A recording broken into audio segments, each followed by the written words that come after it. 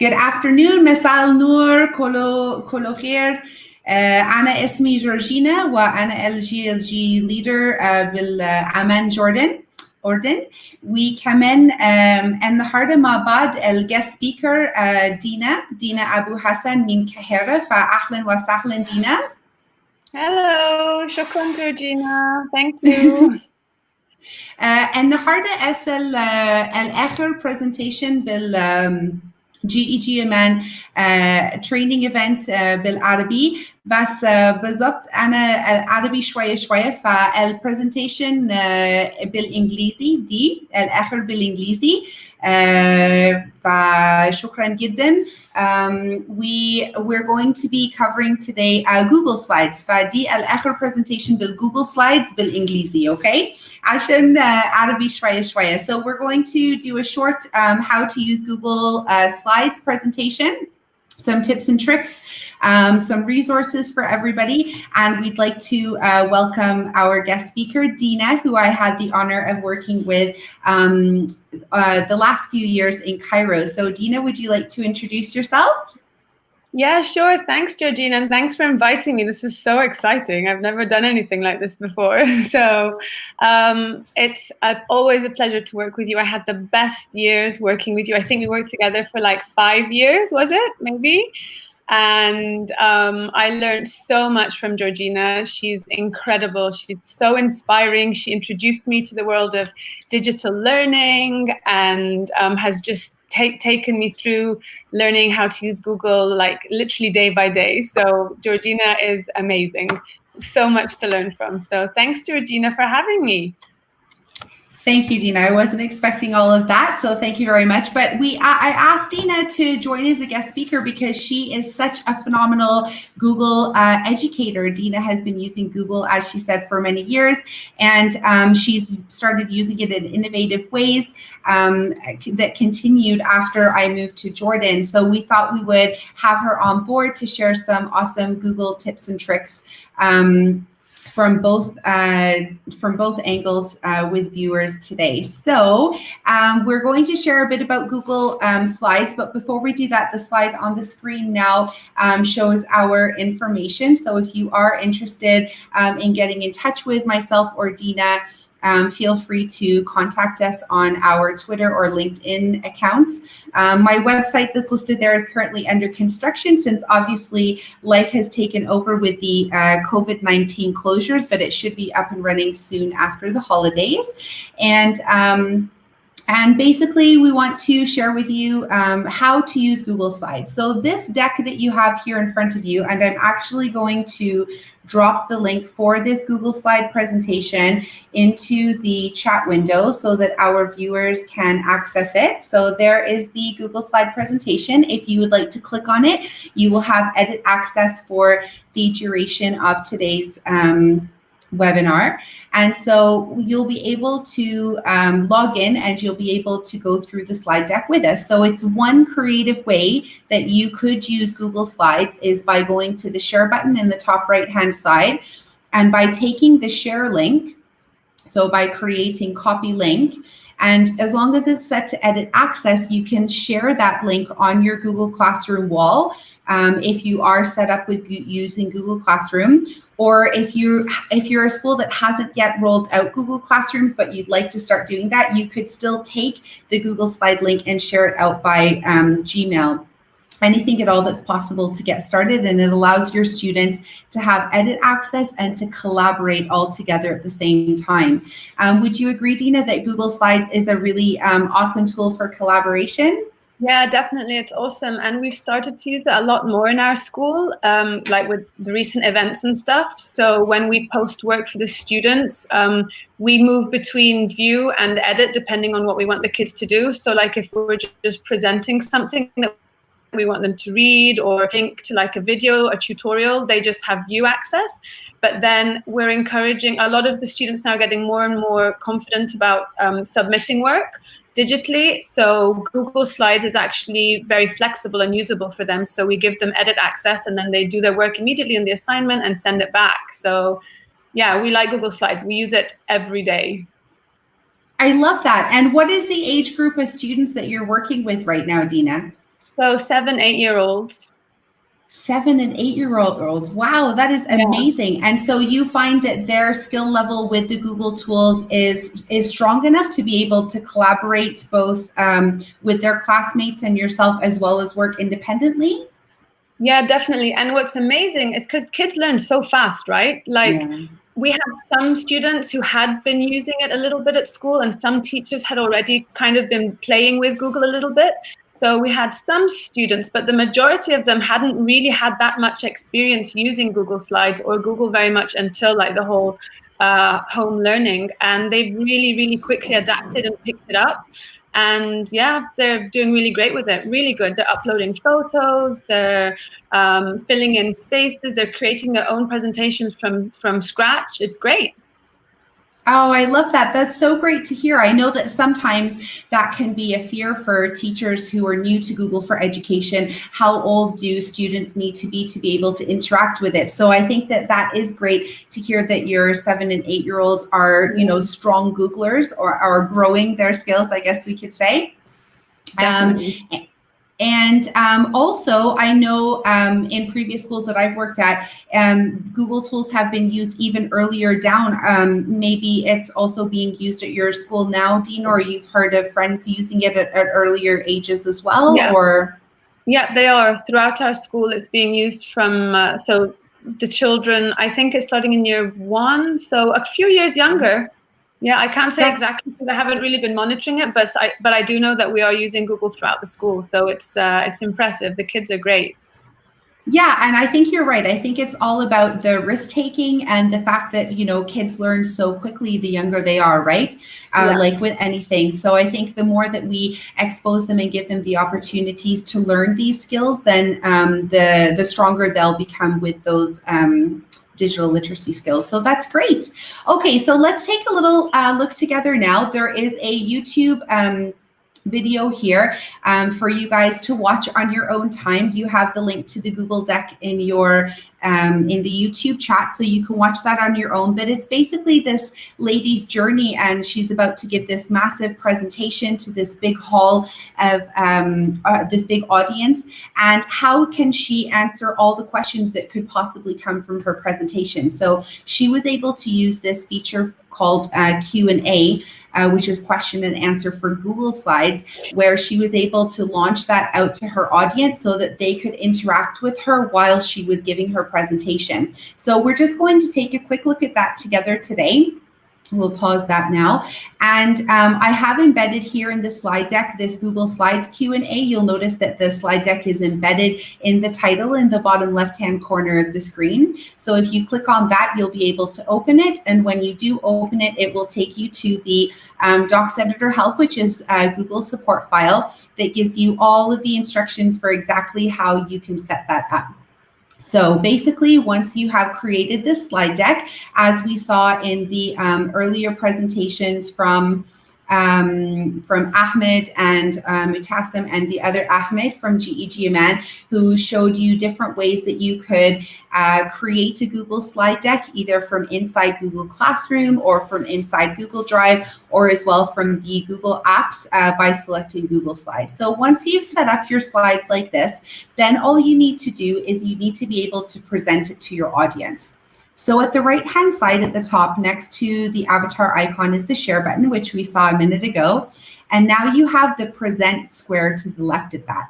When we click on present, it's going to present the entire screen for us. But there is a drop-down arrow. So if you click on the arrow next to the present on the right, you'll be able to see the presenter view. If you click on presenter view, there's going to be another window that opens up on the side. And when the window opens up on the side, it's going to ask you to start a new presentation. And you can click to select the questions on. And now what you see on your screen is an extra link at the top. So Dina, for you and myself, what we can do is we can take that link, as well as to our viewers who are watching. We can take this link and we can actually open it in a separate window, and we can interact. So I'm going to take the link address and I'm going to drop it here for our viewers. Google Slides Q&A. There we go. So if you guys go ahead and open that link now, what's going to happen is you are going to come to this screen here. I'm going to show it now.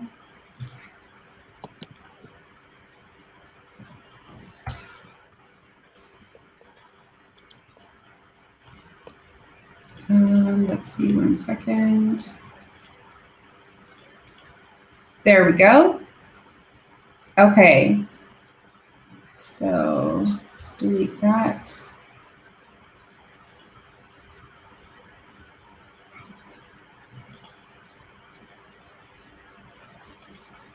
Okay, so what we're going to do here, there we go. Okay, so now presenter view one more time.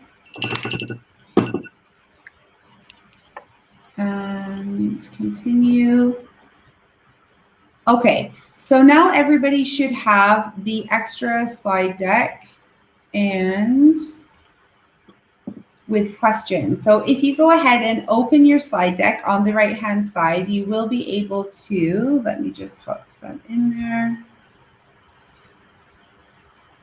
Okay, so what I'm trying to do is right-click.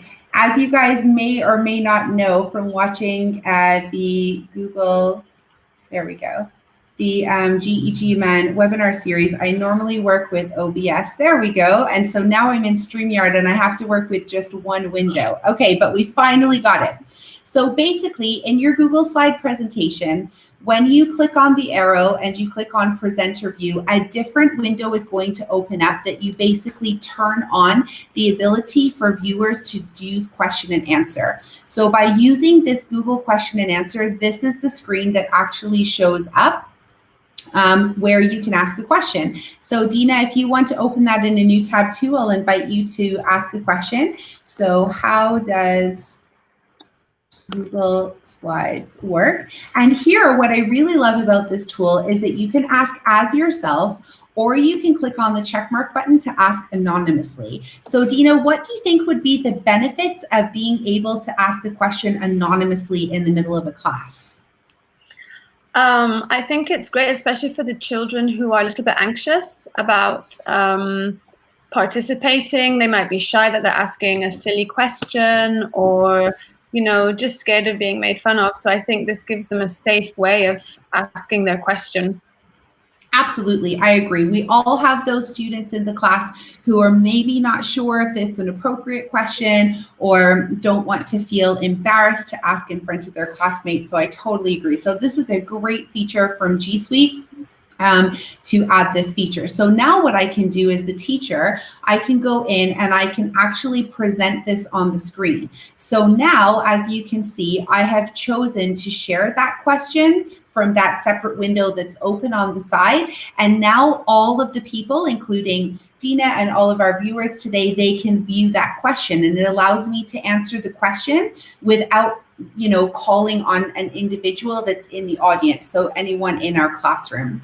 So now what I'm going to do is I'm going to try asking a question as myself. Can I attach a Google slide presentation inside a Google Classroom assignment? And I'm going to ask it as myself, and I'm going to click submit.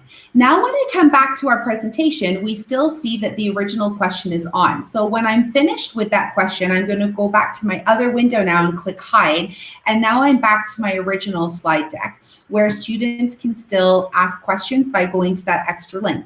And it allows me to be able to move to the next slide. So if I want to go to the next slide, I can.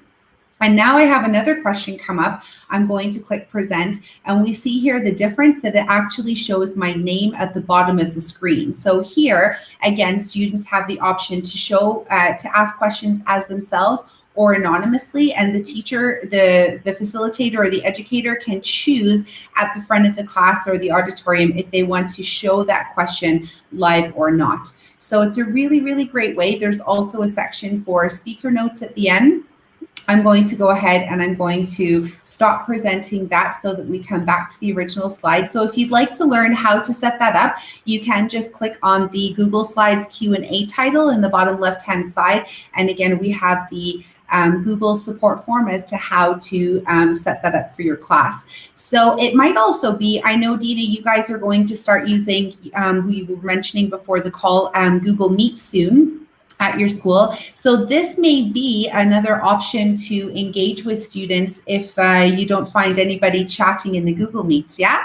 Yeah, definitely. Yeah, absolutely. I'll investigate a little bit more.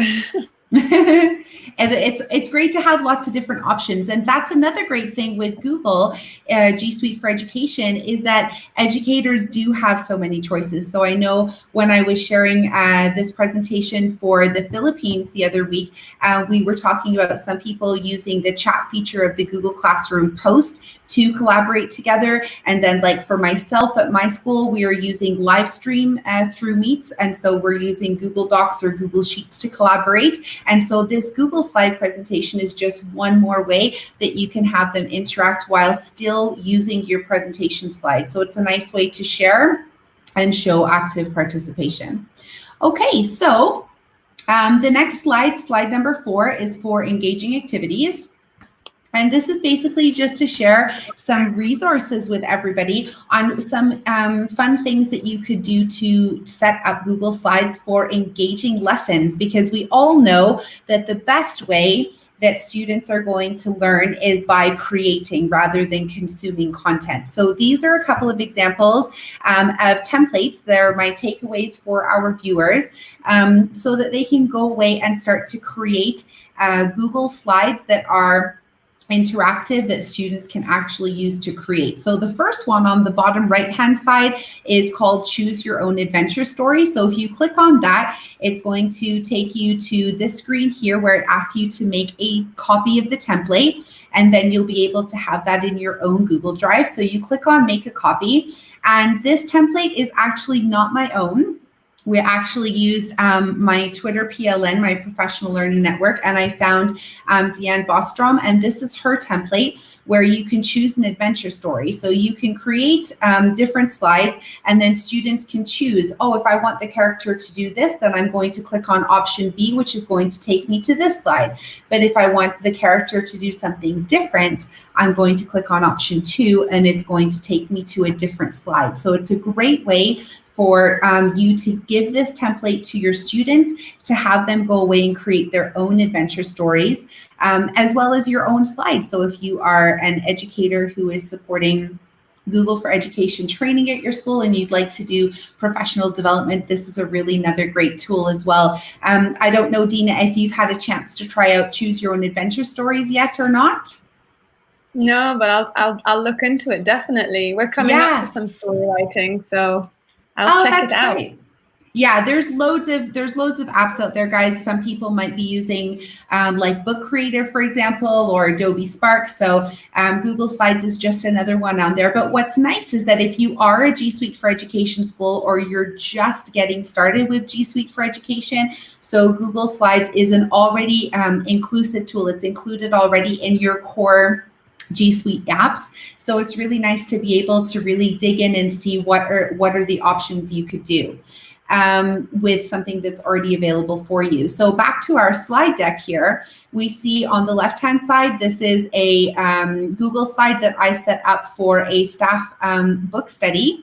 And actually it's also a good option for teachers who would like to be able to give students content and activities to create in sections. So let's say you are studying a novel study for English, or you're studying plant growth for science, and you have different lessons set up. You can create what's called a hyper slide, which is this here. So I'm going to click on this link, and it's again going to get you to make a copy. So it's my free template to you. This is one that I have created myself, and you're able to use it. So this is like a one-stop shop for students where they have all of their content on one slide, and then you can create a link for each one. So you could have chapter 1, 2, 3, 4, and then this could be linked to another Google deck altogether, or another hyperdeck, or maybe just even a video. It's kind of the same idea as a hyperdoc, if anybody has used those before.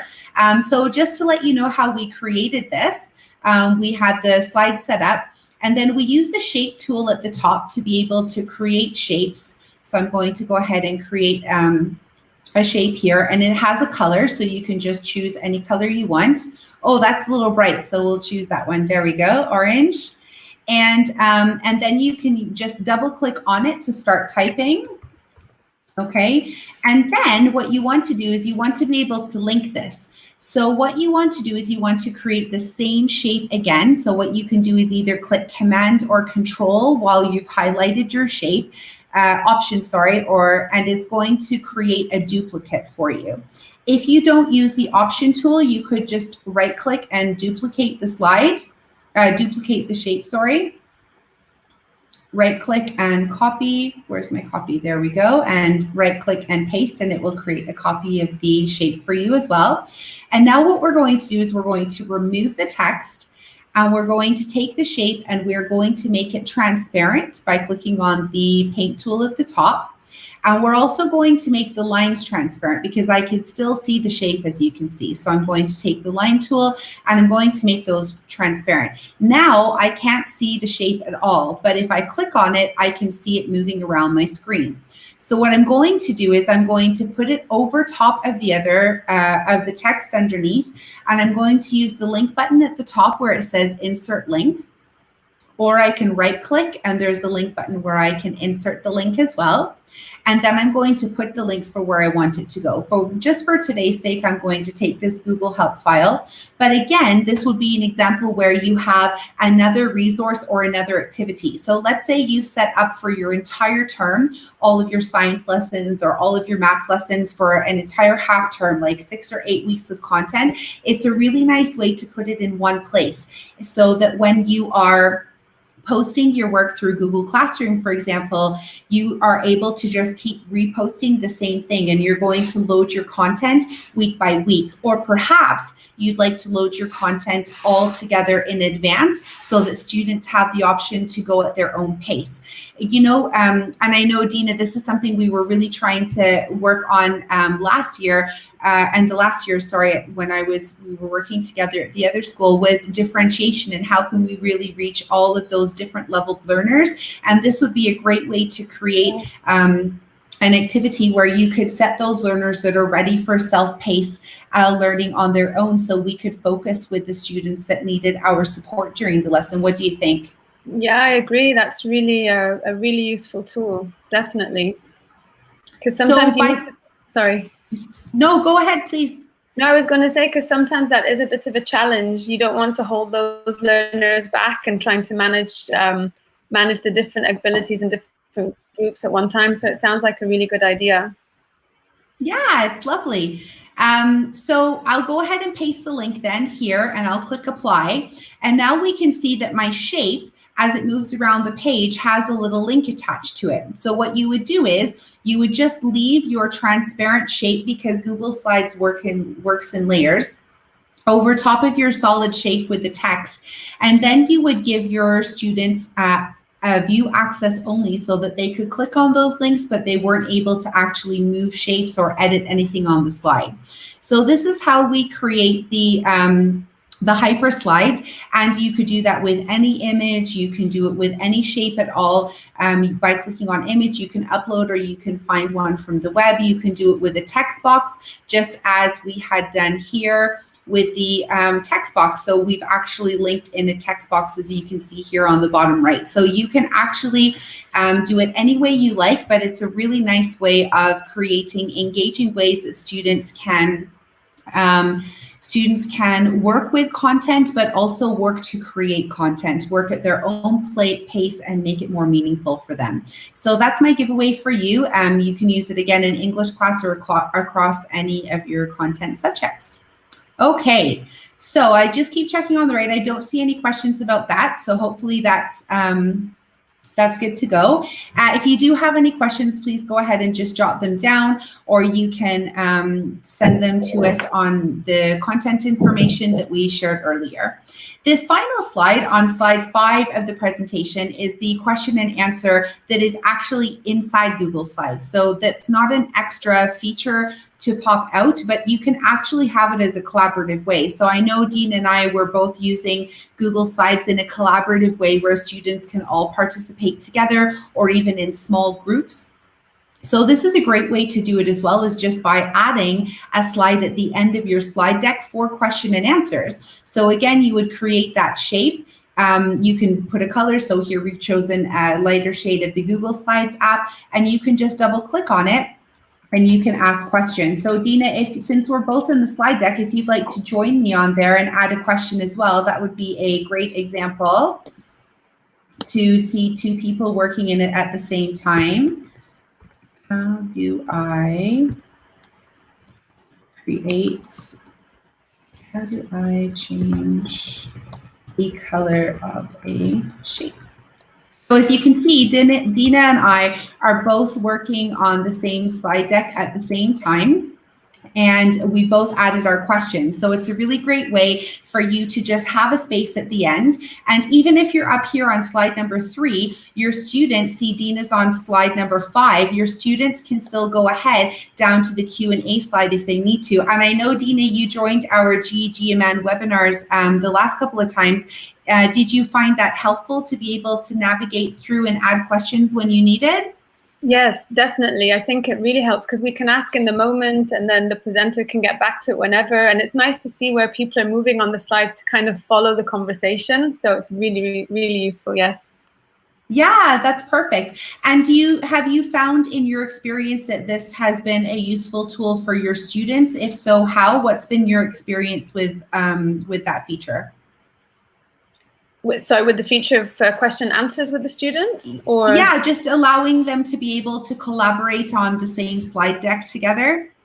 Oh yeah, to be honest, I've used Jamboard a little bit more than Google Slides for like live collaboration, but I can definitely see how it would be useful, and I'm already trying to think of ways that I can trial it this week with them, because so far it's been used more so as like posting work and they then submitting their work back, but I haven't actually used it to collaborate live with them, but I'm definitely going to try it for sure. Oh, that's great. And I love that. I love that you want to give that a go. And I'm glad to hear you've been using Jamboard. I know it's really, really popular with the primary and elementary students. It is a live whiteboard. So congratulations for that. It's super fun and kids can draw on it. But yeah, this is another way they can do it. And also a really nice way for students who create their presentations to create engaging collaborative presentations, that they're not just presenting information or data that they have consumed, but they're also taking a creative approach to how they're sharing that information to really help them amplify their voices as well. So this is another great way. So just a couple of tips and tricks with Google Slides to answer the questions on those slide decks. If you would like to do things like change your shape color after you have created a shape, for example. So let's say we've added that shape. There's the paint tool at the top, so you can fill that color again by changing it, and you can work with the lines. You can make the lines around the borders bigger or change the shapes of the borders as well. And again, you can link in with that. You can insert text and insert images and all sorts. So I'll remove that. And then to answer Dina's the question Dina asked was, how do I save my work? Super great question, especially if you're new to Google Slides.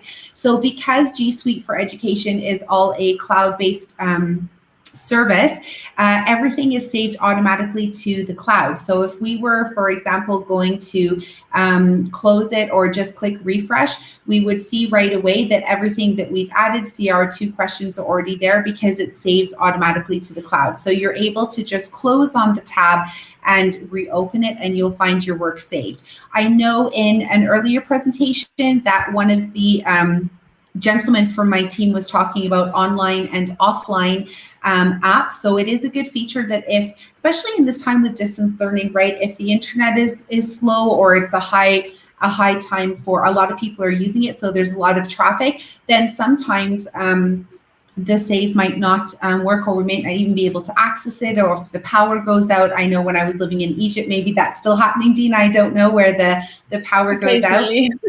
Yeah. So the offline feature is always good as well, but everything is automatically saved.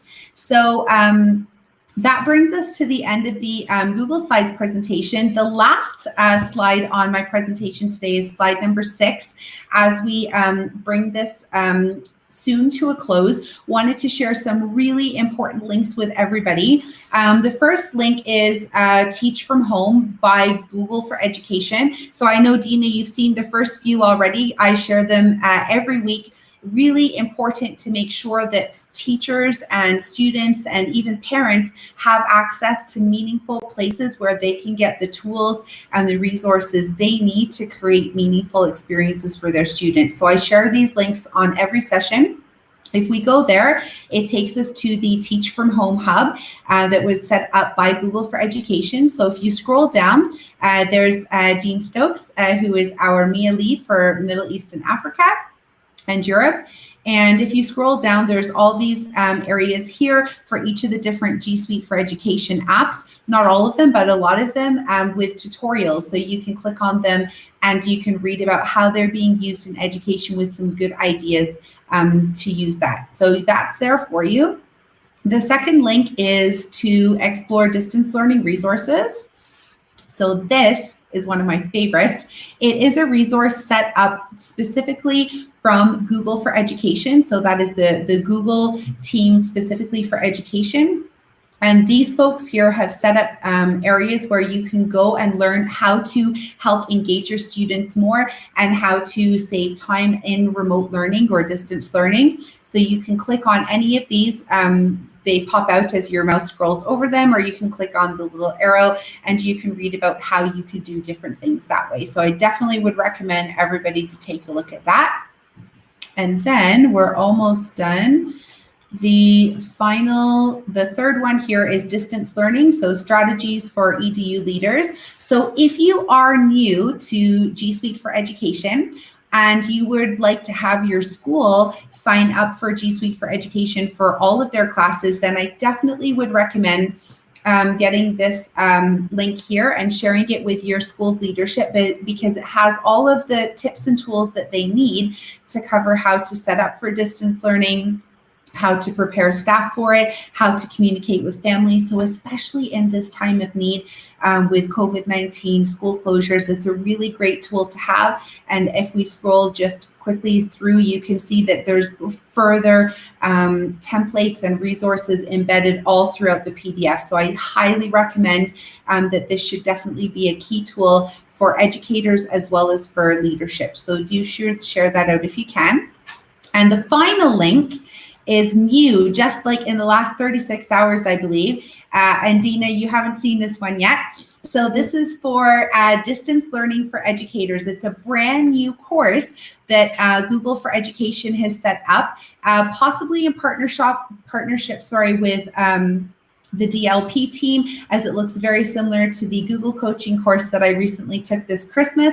But it's a really awesome example of online learning, and it's for educators to learn how can we do online learning, how can we support our students and create meaningful experiences. So by clicking on each of these, it takes you a different part of the course. Of course, I need to log in to get that done, but it actually tells you like how many minutes each section will take. So it allows you as an educator, as a learner, to be able to plan your time to be able to get through the course. So it doesn't take very long. I definitely would say, under an hour and a half is a good time to be able to get that done. It says 2.6 hours at the top, and it's for beginners. So Dina, we may be able to get through it a little quicker, but if you want to take as much time as you want, there are no time limits. And I absolutely thoroughly enjoyed this style of coaching as a course when I took it at Christmas. So I really think you guys will enjoy it. So check it out if you're new, if you're feeling a little bit stuck, if you're not really sure where to go with distance learning, then this is definitely a good little course for everybody to take. So before we close up for the day, Dina, I wanted to check in with you and ask you about how you're finding distance learning, and if you have any tips or tricks or advice for people who are doing distance learning out there now. Okay, thanks. So we're starting our 5th week next week, so it's definitely been a very steep learning curve. I think my biggest tip would be to keep it simple. Beginning, we were maybe trying to give so much, and that can be a little bit overwhelming for people, especially if they're new to the whole digital learning. So our students found things a lot easier when we started to make it a little bit simpler, and just make everything very clear, because Google is awesome. It's so accessible, and once you get the hang of it, and it rolls out everywhere. So if you know how to use slides, you know how to use docs, it's really quite simple. So yeah, very clear instructions, and just make it very visual and obvious for the students, and they can do it. I love that. Keep it simple. Sometimes there are so many options out there, and you're right, it can be overwhelming. There's so much to be able to share and show and do. So I like that. I like the fact that we should try and simplify, because that could be overwhelming too. And Dina, I know that you're a wonderful mom as well. What are some of the, absolutely. Mother of 2 beautiful kids, and she's doing an amazing job being an educator and being a teaching mom basically at home. So Dina, tell us what that's like. How have you found it? What are the good sides? What's been challenging for you? To be honest, it's been a really good experience for us at home. My kids are older, so they're both one in middle school, one in high school. So I'm very grateful that they're older, because they're quite independent, so they know what they're doing. But it's really fun sometimes, because we support each other. So if someone has a question, I might go in and say, I might ask my daughter, I've forgotten how to do this. Can you give me a hand? And she'll say, and she'll show me how to do it. So it's quite fun that we end up supporting each other with our online journey as well. The balance, I'm lucky because they're older, so they're doing a lot by themselves. So, but it's working well. We're in a very techie household at the moment, which we're enjoying. Obviously, because they have your awesome leadership, right? Teaching them and supporting them. Yeah. But I like what you said. I like you said that it was like a journey together, that, as a family, I know you guys do a lot of things together already. So isn't that wonderful that you're able to embark upon the education journey together as well? I absolutely love that. And I definitely hope that for our viewers who are watching out there, that those who are teaching parents, especially, that they're able to take that approach. Can you help me with this? I'm stuck. What do you think about this? Even get their opinion, because they're kids, right? And so they'll be able to help us know if this might be something that's interesting or not. I don't know about you, Dina, but I'm getting old now, right? So we don't necessarily know what's fun anymore, right? So I'm sure we have an idea. Yeah.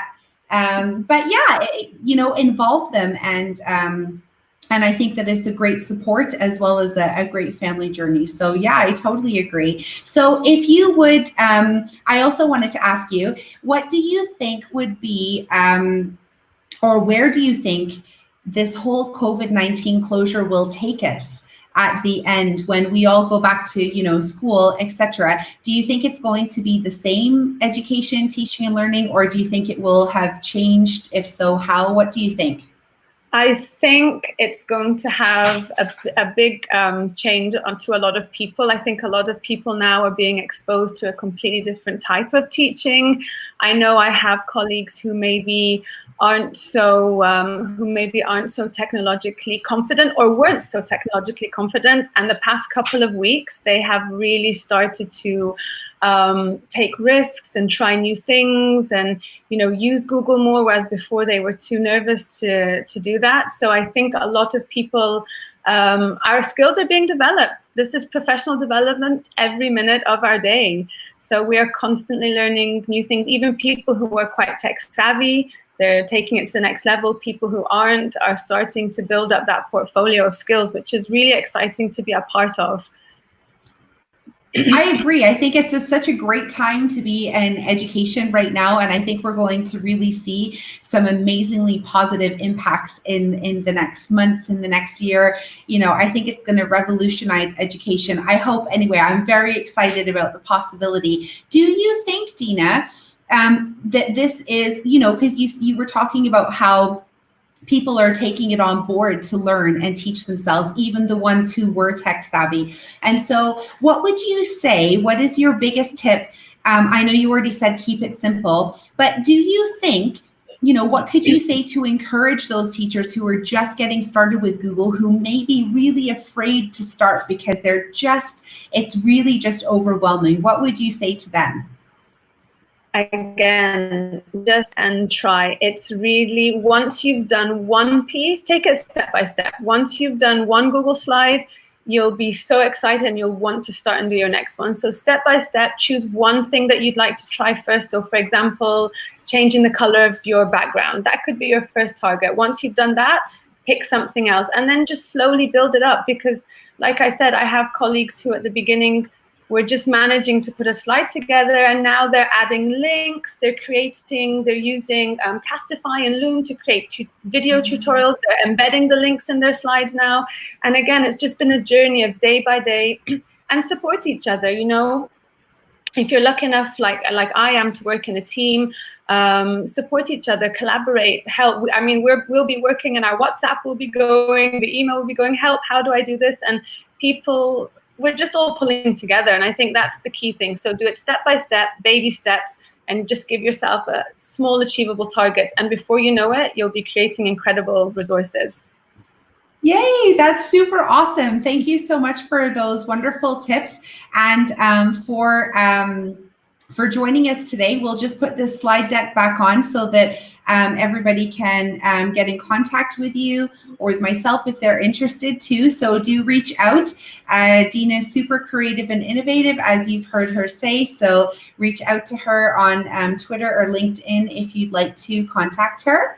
And we're almost at a close then for our first Arabic Training Day event. And apologies again for our Arabic viewers, as my Arabic is not super strong to do the whole webinar in Arabic. So thank you for your patience with that.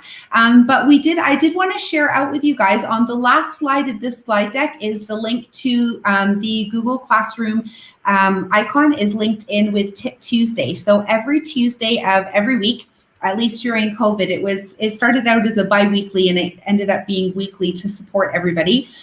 So if you click on this link, it will take you to Tip Tuesday. And we host Tip Tuesday every Tuesday evening at 6:30 p.m. GMT +3. So I think that's 5:30 p.m. for you, right, Dina, in Cairo? I get so confused with the times. An hour behind. That's okay. Yeah, so that'll be 5:30 p.m. Cairo time for any of our viewers from Egypt. And then for the rest of the countries, you'll have to use the time converter to get that.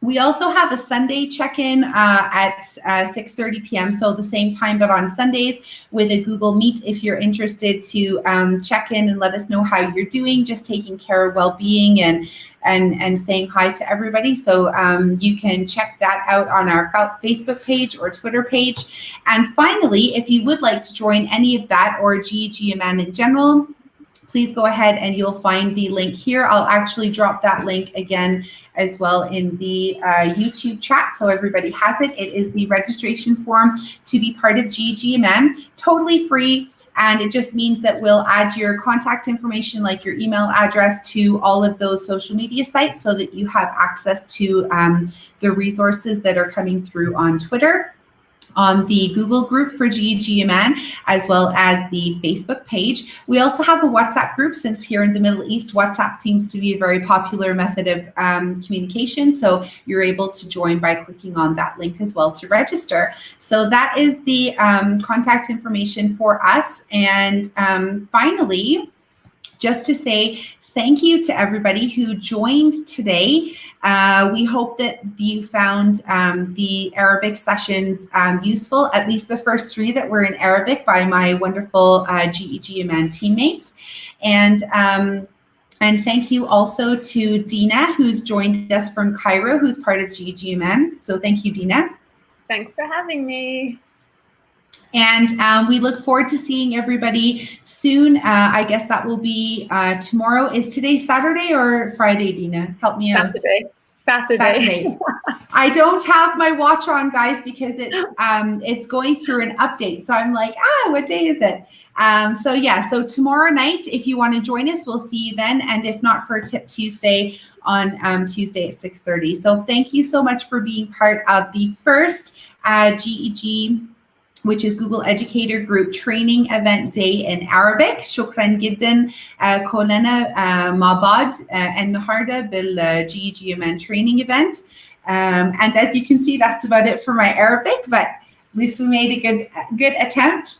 And we hope to see everybody soon. So thank you for joining, and wishing everybody a safe and healthy holiday weekend if you're on holiday for the Easter holiday, and just stay safe and healthy ongoing, guys. Wishing you all the best. Take care.